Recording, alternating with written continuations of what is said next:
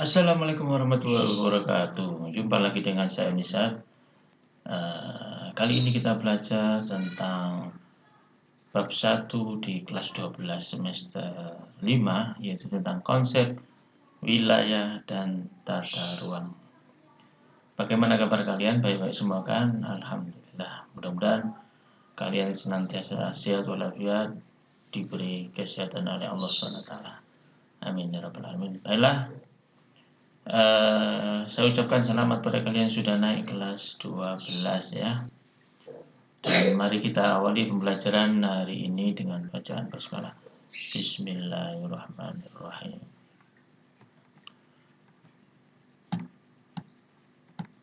Nah, kompetensi dasar yang kita pelajari pada pertemuan kali ini adalah memahami konsep wilayah dan perwilayahan dalam perencanaan tata ruang wilayah nasional, provinsi, dan kabupaten atau kota ya. Nah, tujuan pembelajaran hari ini adalah agar siswa memahami tentang wilayah dan tata ruang, siswa memahami tentang perkembangan dan pertumbuhan wilayah ya. Nah, pertama kita berbicara tentang wilayah dan tata ruang. Ya, kita sering dengar kata-kata wilayah dan tata ruang, ya kan? Seperti apa ya? Ya, kita sering ngomong, wilayahnya itu loh, ada apa? Wilayahnya itu loh subur ya, wilayahnya itu loh batu apa? Wilayahnya itu loh sejuk misalnya, wilayahnya itu loh pegunungan ya, wilayahnya itu loh pantai misalnya begitu. Kita sering ngomong gitu. Apakah itu adalah sebuah wilayah? Nah, apa jenis wilayah-wilayah itu? Mari kita lihat ya. Definisi wilayah ternyata adalah ini ya. Wilayah merupakan bagian permukaan bumi yang dalam hal-hal tertentu dapat dibedakan bagian-bagian lain di sekitarnya. Contohnya, nah tadi kita bicara wilayah pedesaan berbeda dengan wilayah perkotaan. Nah, ini adalah contoh sebuah wilayah. Nah, tentu saja tentang wilayah ini ada klasifikasi atau ada penggolongan tertentu ya. Nah, ini kalau bicara tentang wilayah secara umum, misalnya ada kata-kata wilayah perkotaan. Oh ya, ini wilayah kota biasanya dicirikan oleh banyaknya bangunan tinggi, kepadatan penduduknya. Mungkin yang lain adalah aktivitas ekonomi yang sangat heterogen, di samping juga mata pencarian juga heterogen juga ya, artinya beragam bentuk mata pencarian dari warganya. Nah, sementara kalau wilayah desa kita lihat wilayahnya homogen, artinya apa? Aktivitas ekonominya biasanya pada sektor pertanian. Nah, ini yang biasanya mencirikan dari wilayah pedesaan.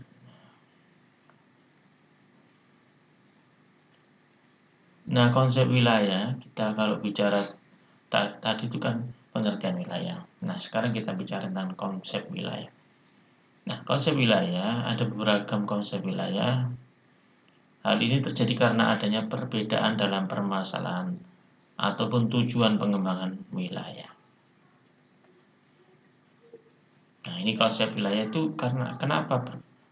Ada konsep-konsep yang berbeda tentang wilayah ya, terutama berdasarkan tujuan pengembangan wilayah. Kita lihat yang pertama adalah wilayah homogen dan wilayah formal. Wilayah homogen adalah tempat di mana populasi di suatu area memiliki karakteristik yang khas didasarkan pada kriteria alam. Nah, ini biasanya yang menjadi kriteria homogen di sini adalah kriteria alam, seperti karakteristik fisik. Misalnya apa? Misalnya wilayah Kalimantan Tengah dan Kalimantan Selatan yang termasuk wilayah homogen. Jadi sama-sama di daerah Kalimantan, kemudian juga memiliki karakteristik alam yang sama antara Kalimantan Tengah dan Kalimantan Selatan. Kira-kira apa yang menyamakannya? Sama-sama di daerah yang mempunyai mayoritas tanahnya organosol atau tanah gambut. Nah, itu misalnya homogennya di situ ya. Nah, seperti ini. Ini adalah Kalimantan Tengah, sementara ini Kalimantan Selatan. Sama-sama di Pulau Kalimantan dan banyak terdapat tanah organosol atau tanah gambut. Di samping juga ada sungai-sungai yang panjang ya.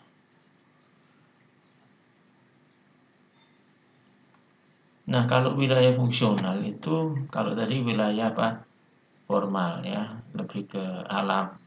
Nah, kalau wilayah fungsional adalah wilayah yang menekankan keterkaitan antar komponen atau lokasi yang ditandai oleh beberapa aktivitas ekonomi. Misalnya daerah metropolitan yang terdiri dari kota besar di Jabodetabek, Jakarta, Bogor, Depok, Tangerang, Bekasi. Jelas tadi kalau tadi lebih ke faktor alam untuk wilayah yang formal. Kalau ini lebih pada fungsional karena kita melihat keterikatannya itu adalah aktivitas ekonomi ya, bukan alami lagi. Kita bisa melihat bagaimana Jakarta, Bogor, Depok, Tangerang, Bekasi ini sangat padat aktivitas ekonomi dan aktivitas yang lain, perdagangan, pendidikan dan sebagainya ya. Ya, kita mungkin bisa melihat bagaimana melihat di kota Jakarta ini bagaimana hubungannya dengan daerah-daerah lain itu lebih ke aktivitas ekonominya. Nah, itulah wilayah fungsional ya. Nah, ada lagi pembagian wilayah vernakular atau wilayah perseptual. Nah, wilayah vernakular adalah atau wilayah perseptual itu memiliki identitas unik karena persepsi orang tentang wilayah tersebut. Misalnya, jadi persepsi aja, misalnya Bogor kota hujan, Pekalongan kota batik, Banda Aceh kota Serambi, Malang kira-kira. Saya kalau zaman sekolah di Malang dulu, awal masuk Malang, itu Malang terkenal dengan Malang kota dingin. Nah, sekarang ada sebutan Malang kota bunga. Nah, ada sebutan lagi Malang kota pendidikan. Nah, ada lagi sebutan terbaru Malang kota ruko karena banyak rumah toko. Ya, jadi itu adalah contoh dari wilayah vernakular atau wilayah perseptual. Nah, ini kalau contohnya tadi adalah Aceh dikatakan sebagai kota Serambi Mekah karena orang-orang Aceh agamis, mungkin kayak orang Mekah gitu ya. Kalau Bogor hujan mungkin karena sering hujan di Bogor. Nah, batik Pekalongan yang terkenal memang ya. Nah, tadi Malang berarti terkenal adalah kota pendidikan karena banyak perguruan tinggi di sini, banyak sekolah juga ya. Nah, wilayah yang dianggap sebagai persepsi itulah dinamakan wilayah perseptual ya, vernakular. Nah, tadi sudah wilayah formal, kemudian wilayah fungsional, sekarang ada istilah perwilayahannya. Kalau di wilayah formal sama wilayah fungsional tadi adalah konsep wilayah. Nah, sekarang kita masuk pada konsep perwilayahan. Jadi beda. Kalau wilayah adalah sebuah daerah dengan karakteristik tertentu, itu adalah wilayah. Nah, kalau perwilayahan ini definisinya beda lagi. Nah, ini. Perwilayahan itu disebut juga regionalisasi. Artinya apa? Merupakan upaya untuk bagi permukaan itu menjadi unit-unit teritori atau daerah-daerah dalam lingkup dan tujuan tertentu. Nah, itu namanya perwilayahan. Contohnya apa? Kita lihat ya. Nah, ASEAN. Nah, ASEAN ini merupakan sebuah perwilayahan atau regionalisasi. Tujuannya apa? Nah, ini membuat unit daerah Asia Tenggara, di Asia Tenggara, negara Asia Tenggara membuat perkumpulan namanya ASEAN, South of East Asian Nation. Nah, jadi perkumpulan negara-negara di Asia Tenggara yang punya tujuan adalah bersama-sama antar negara menjaga keamanan dan ekonomi kawasan tersebut. Nah, ini tujuannya. Nah, tentu saja selain ASEAN ada yang lain juga, misalnya ada NATO ya, kawasan, ada OPEC dan sebagainya. Nah, itu adalah punya tujuan ya. Kita lebih khusus ke tujuan yang sifatnya perwilayahan saja, yaitu kita cenderung ke seperti ASEAN saja ya, atau yang lain-lain yang sifatnya persatuan sebuah daerah kawasan ya, misalnya APEC itu ya, Asia Pasifik atau Asia South East itu ya, itu adalah wilayah atau perwilayahannya, bukan wilayah lagi, ini sudah masuk perwilayahan karena sebuah regionalisasi atau sebuah kawasan dengan tujuan-tujuan tertentu. Nah, ini ya salah satu contoh regionalisasi kawasan dunia adalah kawasan ASEAN yang terdiri dari negara-negara di Asia Tenggara. Nah, sekarang kita masuk ke tata ruang ya. Jadi ini kita jelaskan secara spesial aja ya. Tadi misalnya kalau wilayah, ada wilayah formal, ada fungsional. Wilayah formal contohnya adalah pedesaan, wilayah fungsional contohnya adalah perkotaan. Kalau wilayah formal itu masih karakteristiknya alam, wilayah fungsional itu karakteristiknya adalah aktivitas ekonomi. Kemudian yang ketiga, perwilayahan itu adalah regionalisasi atau sebuah kawasan dengan tujuan tertentu.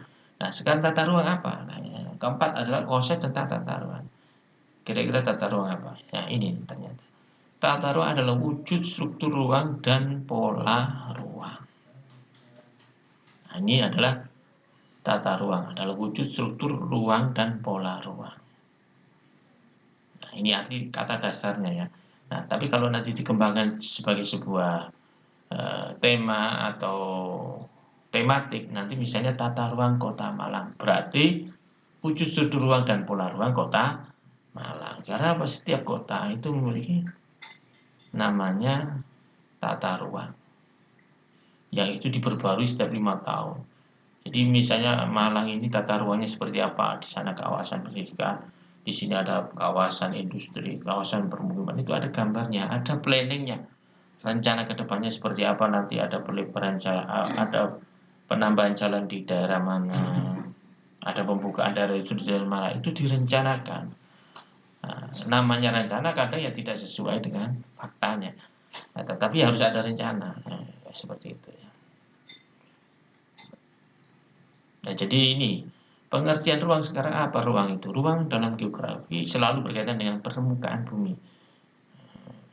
Pada gambar tampak kawah gunung Tambora yang berdiameter 6 km dan dalamnya 1100 meter. Ini adalah contoh ruang. Nah, kalau dimensi matematisnya, ruang adalah daerah yang memiliki panjang, lebar, dan tinggi. Itu adalah ruang ya.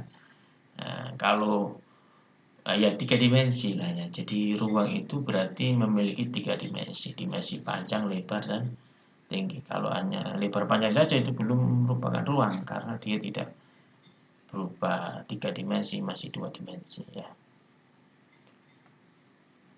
Nah, sekarang berbicara yang kedua, itu adalah kompetensi pertama yang kita pelajari tentang wilayah dan tata ruang. Nah, sekarang bagaimana kompetensi yang kedua yang kita pelajari atau tujuan pembelajaran kedua yang kita ingin capai pada pertemuan kali ini, yaitu tentang perkembangan dan pertumbuhan wilayah.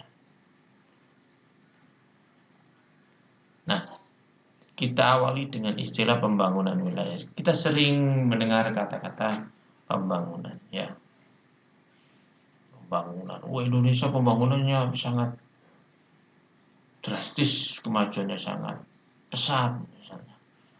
Nah, sekarang beda lagi. Sekarang pembangunan agak macet gara-gara corona. Nah, seperti itu. Nah, sekarang apa sih pembangunan itu? Nah, ini makna pembangunan wilayah, makna memiliki arti sebuah proses, cara atau perbuatan yang berkaitan dengan perubahan. Jadi, membangun itu berarti mengubah ya. Dari tidak ada menjadi ada. Itu namanya pembangunan. Dari sedikit menjadi banyak, kan berubah. Pak, kalau begitu pembangunan bisa jadi perubahannya itu menjadi lebih jelek. Nah, itu bukan pembangunan ya. Itu malah kebalikan dari pembangunan ya. Kalau dari baik menjadi jelek atau dari sebuah bangunan yang bagus menjadi rusak, itu bukan pembangunan, maksudnya adalah perubahan yang menjadi lebih baik, itu yang pembangunan ya. Jadi pembangunan nasional, nah kalau kita bicara konteks pembangunan nasional, adalah upaya yang dilakukan oleh semua komponen bangsa dalam rangka mencapai tujuan bersama. Nah, ini pembangunan nasional. Seperti Indonesia itu mempunyai tujuan pembangunan nasional. Apa tujuan pembangunan nasional saya? Itu mencerdaskan kehidupan bangsa dan melaksanakan kehidupan dunia berdasarkan apa itu? Undang-Undang Dasar 1945. Ada secara umumnya itu pembangunan nasional adalah membangun masyarakat Indonesia adil makmur, baik material maupun spiritual. Nah, itu dalam konteks bagaimana memajukan masyarakat Indonesia secara lahir dan batin, itu adalah tujuan pembangunan nasional. Tapi biasanya ada kata-kata adil makmur dan merata. Jadi karena pembangunan Indonesia ini adalah wilayahnya luas, maka harus merata, adil dan merata, karena sering kita melihat ketimpangan antara pembangunan di daerah Indonesia Barat dan Indonesia Timur. Makanya sekarang ada Menteri PDT ya, pembangunan daerah tertinggal, karena lebih banyak konsentrasi pembangunan ya di Pulau Jawa. Sekarang sudah mulai pulau luar Jawa itu sudah mulai dibangun ya, tol-tol banyak di luar Jawa, industri di luar Jawa sudah banyak. Bahkan pemerintah mencoba menyeimbangkan harga dari BBM biar di luar Jawa BBM-nya harganya bisa sama dengan di Jawa. Nah, ini sudah sebuah langkah-langkah yang untuk membangun. Yang B, teori lokasi sebagai dasar perlunya pembangunan wilayah. Salah satu teori yang mendasari perlunya pembangunan berbasis wilayah adalah teori lokasi. Teori lokasi tersebut karena letak dan persebaran sumber daya dipengaruhi posisi geografi yang unik. Ya, memang lokasi itu mempengaruhi dari pembangunan wilayah. Lokasi yang strategis ya tentu saja lebih banyak, lebih bagus untuk dilaksanakan pembangunan. Tetapi sekarang tugasnya kita adalah bagaimana menjadikan lokasi itu menjadi strategis atau layak untuk dibangun. Nah, ini kadang-kadang yang perlu kecerdasan di situ ya. Karena banyak orang yang bisa menjadikan lokasi yang tidak strategis menjadi strategis. Nah, itu yang perlu dilakukan ya. Nah, ini konsep-konsep pembangunan wilayah yang kita pahami. Yang pertama adalah konsep pengembangan wilayah berbasis karakter sumber daya. Nah, ini memang banyak ya. Misalnya daerah yang pengembangan wilayah karena daerahnya adalah daerah wisata, maka itu namanya pengembangan wilayah berbasis wisata ya. Contoh Batu, Kota Batu ini potensinya adalah wisata, maka pengembangan wilayah berbasis sumber daya wisata. Kalau misalnya di Lumajang bagian pesisir itu basisnya sumber daya pasir yang terkenal, maka adalah Lumajang bagian pesisir laut itu sering dikembangkan sebagai daerah yang berbasis sumber daya alam, misalnya produksi pasir untuk bangunan atau sumber daya tambang pasir. Atau daerah lain seperti di Pantura misalnya, maka daerah itu dikembangkan dengan daerah-daerah berbasis sumber daya wisata pantai atau daerah nelayan dan sebagainya. Nah, ada yang konsep pembangunan wilayah berbasis penataan ruang. Nah, jadi sekarang sudah mulai banyak ya bagaimana ruang itu mempengaruhi sebuah daerah menjadi lebih maju. Dengan sekarang ini dibuka ruang-ruang yang baru untuk pengembangan daerah-daerah tertentu. Misalnya kalau Malang itu di daerah Gunung Kandang sana, itu kan dulu tidak maju ya. Setelah ditata sebagai daerah block office atau sebuah perkantoran dan penumbuhan daerah-daerah layanan yang sifatnya maju, Maka daerah Kedung Kandang yang dulu sangat murah tanah di sana atau dikatakan belum maju, sekarang sudah mulai maju. Sejak didirikan kantor bersama di daerah Kedung Kandang, ada rumah sakit, ada pendidikan internasional di sana dan lain sebagainya, sehingga sekarang daerah di Kedung Kandang yang dulu sangat terbelakang di antara daerah kota yang lain, kota Malang maksudnya, sekarang sudah mulai naik. Nah ini akibat penataan ruang ya. Nah ini namanya pengembangan wilayah berbasis penataan ruang. Yang ketiga adalah konsep pengembangan wilayah terpadu yang menekankan kerjasama antar sektor untuk meningkatkan kesejahteraan masyarakat. Ini yang harus dilakukan. Pengembangan wilayah-wilayah terpadu ini sudah mulai dibangun juga, di mana kalau contohnya Kota Malang ini sudah ada istilah kantor terpadu ya, kembali ke tadi ya, di Malang, di Kedung Kandang itu dibangun namanya kantor bersama. Itu adalah terpadu sehingga apa, mengurus misalnya urusan tertentu itu bisa langsung. Misalnya ini catatan sipil gandeng dengan wilayah perpajakan atau apa kepentingan apa, sehingga langsung bisa tidak harus aksesnya jauh, sehingga cepat sekali. Nah, sekarang ini banyak layanan-layanan dari pemerintah yang diusahakan terpadu atau sistemnya itu dipercepat. Itu namanya pengembangan wilayah terpadu ya. Konsep pengembangan wilayah berdasarkan klaster atau gugus.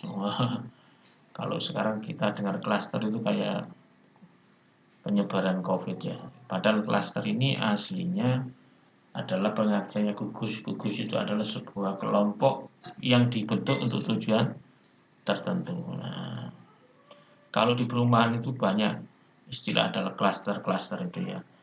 Tentu saja layanannya disesuaikan dengan tujuannya ya. Mungkin kalau di Malang itu Araya punya banyak klaster-klaster, ada Exora dan sebagainya. Nah itu contoh kita membuat layanan dengan klaster gugus yang mungkin perumahan yang punya layanan khusus ya.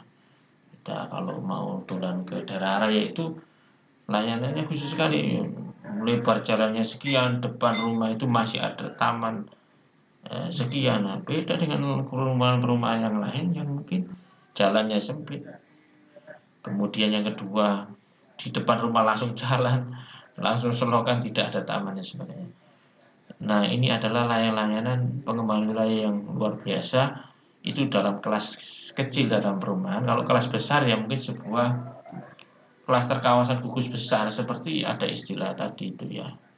Ada kawasan industri, ada kawasan. Kalau lebih besar lagi ada kawasan Jabodetabek, ada Gelangban. Ngerti nih kamu Gelangban? Gresik, Lamongan, Tuban, itu Gelangban. Nah, itu tentu saja klaster yang sangat besar ya. Kalau klaster dalam konteks kecil tadi ya sebuah perumahan punya layanan khusus. Nah, itu namanya klaster ya. Oke. Nah, ini faktor penentu pembangunan wilayah. Ini banyak faktor. Ini mungkin yang pertama adalah faktor topografi. Nah, ini penting sekali ya, bicara tentang pembangunan wilayah ini orang mesti melihat topografi daerah. Ya, mengapa demikian? Coba kalian pikir aja, daerah yang maju, yang banyak di situ bangunan, rata-rata topografinya bagaimana? Pasti daerah yang dataran rendah dan dekat dengan laut, itu pasti maju. Lihat Jakarta, itu dataran rendah dekat laut, pasti lebih besar dari daerah lain. Surabaya itu biasanya dataran rendah dan dekat dengan laut, itu biasanya lebih menentukan. Ini topografinya daerah dataran rendah dan dekat laut ini pasti akan lebih maju dari daerah lain. Mengapa Malang ini di daerah tinggi kok dia maju juga ya? Mungkin titik tekannya adalah memang bukan pada pusat pemerintahan, tapi adalah daerah-daerah tempat wisata atau mungkin daerah perkebunan dan sebagainya. Sebenarnya arahnya ke situ ya. Tapi kalau daerah yang lebih maju pasti biasanya topografinya datar rendah dan dekat dengan laut atau memiliki pantai ya, itu biasanya akan lebih maju dari daerah lain. Ini Contoh faktor topografi menentukan dalam penentuan pembangunan wilayah. Yang kedua adalah faktor klimatologi ya. Mungkin Malang ini ditentukan oleh faktor ini ya. Jadi Malang kenapa topografinya itu tidak menguntungkan, tetapi faktor klimatologinya ini yang bagus. Dari daerah Malang ini dingin, sejuk lah ya. Kalau ngomong dingin enggak juga, sudah sekarang agak panas. Tapi karena sejuk, kemudian hujan, ya agak sering hujan. Bukan sering ya, Malang ini mungkin agak sering aja ya. Ini menjadikan Malang ini menjadi sebuah memiliki faktor penentu dalam pembangunan wilayah ya. Nah, faktor hidrografi ini juga penting. Ini berbicara tentang air. Juga Malang ini mungkin karena hidrografinya bagus, terutama air tanah di Malang ini bagus ya. Sehingga orang suka mengembangkan membangun wilayah perumahan di Malang karena faktor klimatologi hidrografi ya. Nah, karena apa, Malang itu kalau buka keran air PDAM itu rasanya keras dan sumber airnya rata-rata dari mata air ya, bukan dari sungai. Beda dengan di Surabaya, mungkin PDAM-nya dari olahan air sungai, tapi di Malang rata-rata air tanah mata air yang menjadi sumber PDAM-nya ya. Nah, faktor sumber daya hati ini juga penting. Sebuah wilayah menjadi sebuah penentu pembangunan wilayah ya. Indonesia ini rata-rata adalah daerah mempunyai sumber daya hati yang bagus. Lalu rata-rata Indonesia itu daerah pertanian, daerah perkebunan, daerah peternakan. Bagus kalau kita bicara sumber daya di Indonesia ini luar biasa. Ya, sehingga kalau Indonesia dari faktor sumber daya ini menjadi sangat luar biasa kalau di Indonesia ya. Nah, faktor demokrasi atau sumber daya manusia ini sebuah faktor yang ditaruh terakhir tapi sebenarnya menjadi penentu ya. Nah, berbicara tentang faktor demografi atau sumber daya manusia, Indonesia ini yang menjadi masalah. Nah, makanya Indonesia itu gemari polo Cinawi, toto tentam kertorajo. Tetapi dari segi sumber daya manusianya masih tertinggal. Ini yang menyebabkan kita belum maksimal dalam pembangunan wilayah di Indonesia ya. Karena apa, sumber daya manusia kita rendah. HDI kita di tahun 2020 ini sampai 2021 ini masih kalah dengan Malaysia, Thailand, Singapura, dan sekarang kalah dengan Vietnam ya. Dulu masih di atas Vietnam, kita sekarang di bawah Vietnam dalam HDI, Human Development Index kita. Kita mirip-mirip lah dengan Filipina atau dengan negara-negara Brunei ya. Tapi sudah mulai kesalip juga. Nah, ini oleh karena itu faktor demografi atau sumber daya manusia ini menjadi sebuah faktor penting dalam penentu pembangunan wilayah di Indonesia. Nah, ini yang harus dipahami. Mungkin pertemuan kali ini sampai di sini. Sebenarnya ada faktor lagi EFGHI, tapi kita lanjutkan pada pertemuan datang karena waktu yang kita terbatas. Kita akhiri pertemuan hari ini dengan bacaan hamba Alhamdulillahirabbil alamin. Kalau ada tugas ya silakan dikerjakan ya, dan jangan silakan bertanya kalau belum paham. Hubungi saya lewat kolom komentar di YouTube ini atau bisa lewat ya. Dari saya akhir sekian. Subhanallah bihamdika asyhadu an la ilaha illa anta astaghfiruka wa atubu ilaik. Assalamualaikum warahmatullahi wabarakatuh.